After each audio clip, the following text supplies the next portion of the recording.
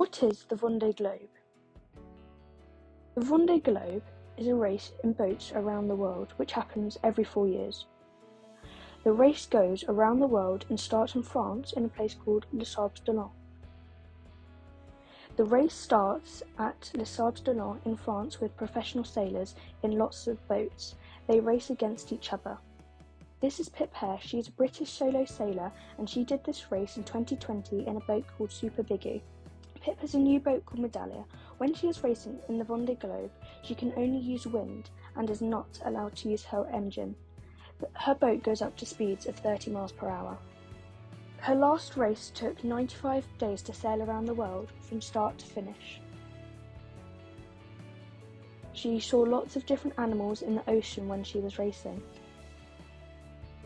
and she experienced strong winds and big waves.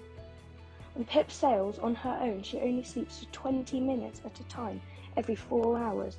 The Vendée Globe has both men and women skippers, and the record for this race was set in 2016. The next Vendée Globe race starts in November 2024. To follow Pip as she sails around the world in 2024, go to www.piphare.com.